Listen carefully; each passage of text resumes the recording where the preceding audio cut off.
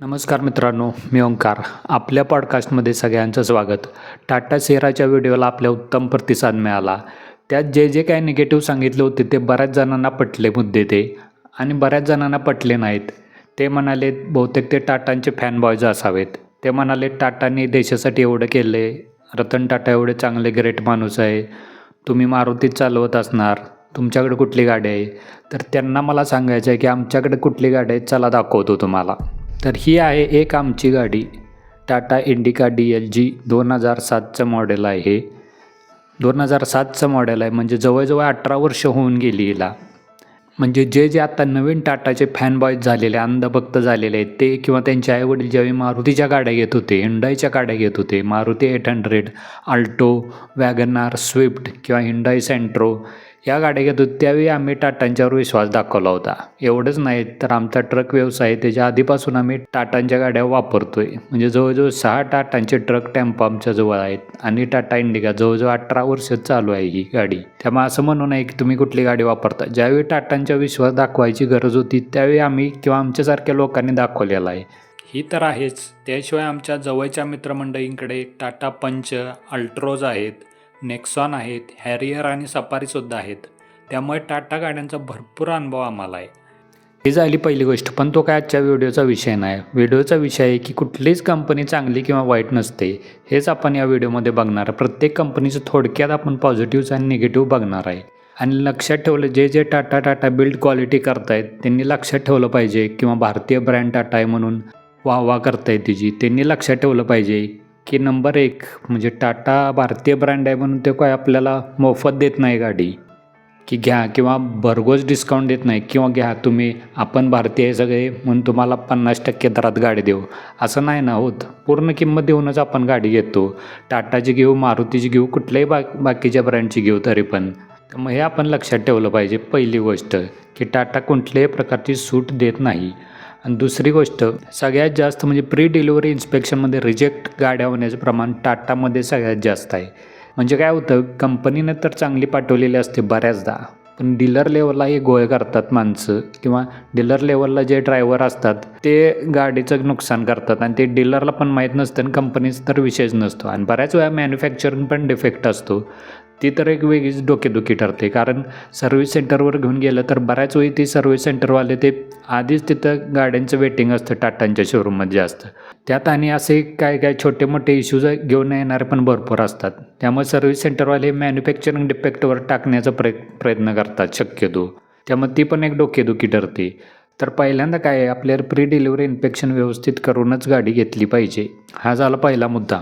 खरी अडचण कुठं होते तर प्री डिलिव्हरी इन्स्पेक्शन आपण केलं, व्यवस्थित बघून गाडी घेतली, पण त्यानंतर जर काही फॉल्ट आला, प्रॉब्लेम आला, तर तो सोडवून देण्याची किंवा इश्यू रिझॉल्व करण्याची कपॅसिटी किती आहे तर टाटामध्ये सगळ्यात कमी आहे.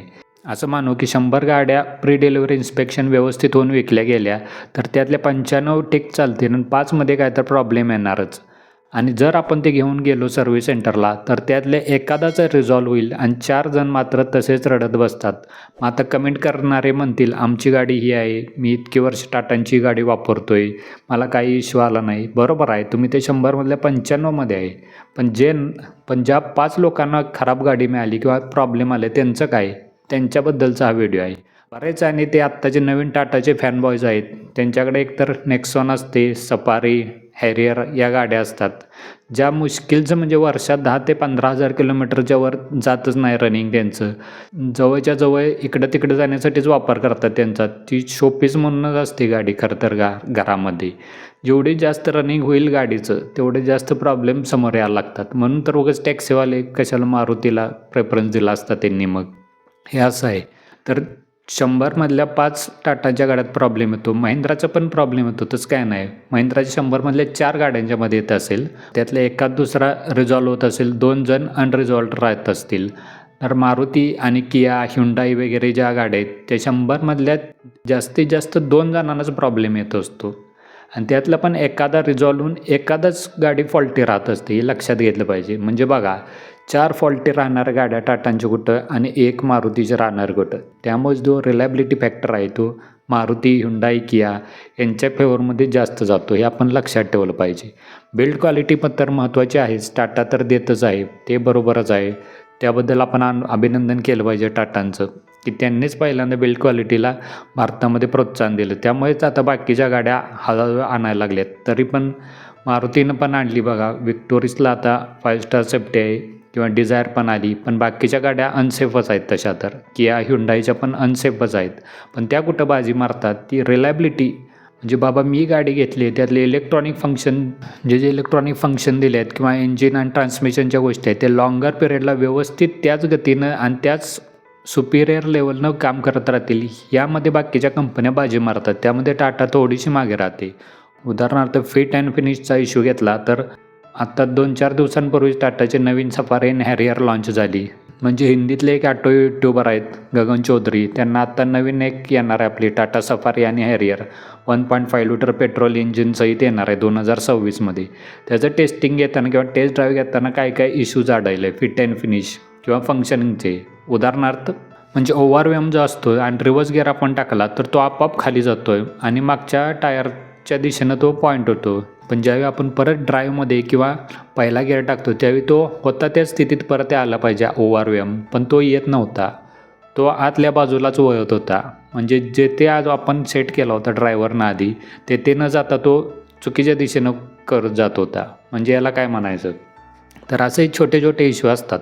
त्याशिवाय ते दुसरा एक यूट्यूबर आहेत आस्क कारगुरू आणि एक गगन चौधरी, दोघांनी पण त्यांच्याकडे पण टाटाच्याच गाड्या आहेत. कारगुरूंच्याकडे नेक्सॉन आहे, गगन चौधरी यांच्याकडे टाटा पंच EV आहे. त्यांनी जगभरातल्या गाड्या चालवल्या आहेत. तरी पण त्यांचा अनुभव टाटांविषयी हाच आहे. म्हणजे काय तर तथ्य असलंच पाहिजेत. पण आता टाटा फॅनबॉयचं असं म्हणणं असतं की लोक निगेटिव्ह असलं की लगेच येऊन सांगतात सोशल मीडियावर, पॉझिटिव्ह असल्यावर कोण काय बघत नाही. बरोबर आहे, बोलत नाही त्याच्याविषयी, बरोबर आहे. पण कसं आहे निगेटिव्ह बोलणार पण टाटांच्या विषयीच जास्त आहेत हे आपल्या लक्षात ठेवलं पाहिजे.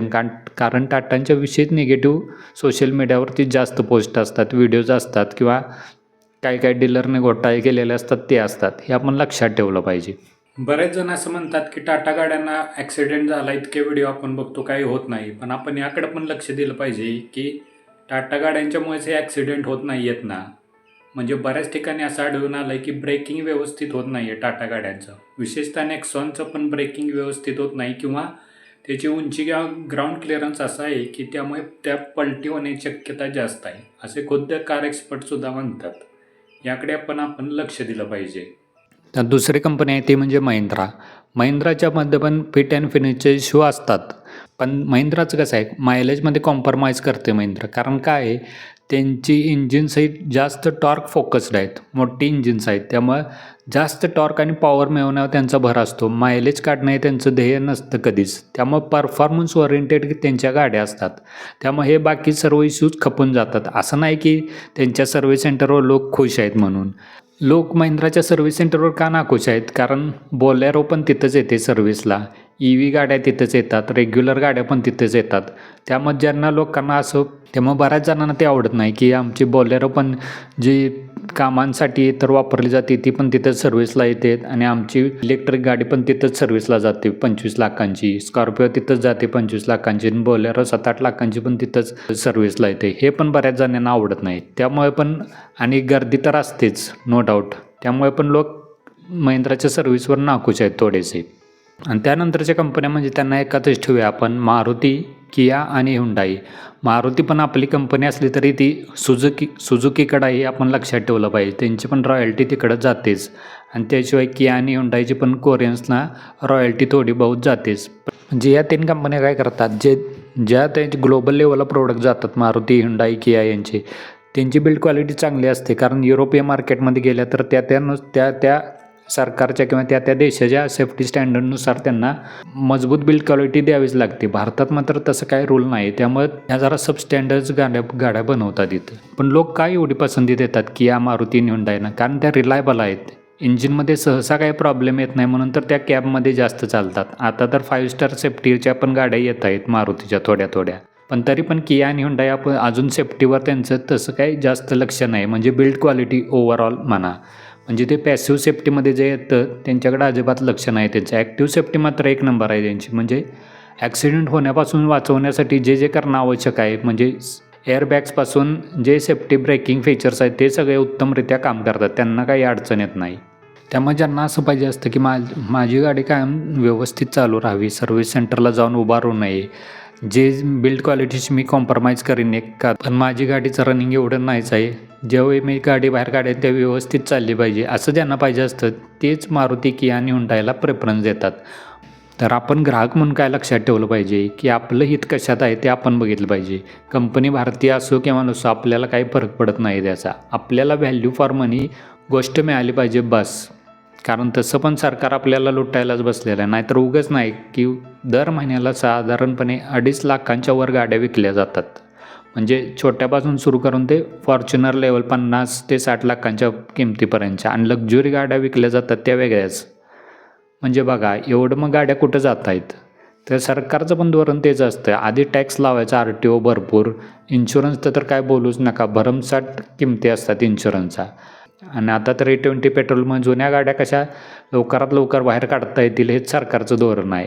त्यामुळे सर्व बाजूने आपल्यालाच नुकसान होतं आहे ना, त्यामुळे आपलं हित आपणच बघितलं पाहिजे. त्यामुळे कुठल्याही ब्रँडच्या मागं न धावता, फॅनबॉयज न बनता आपला फायदा कशात आहे हेच आपण बघितलं पाहिजे.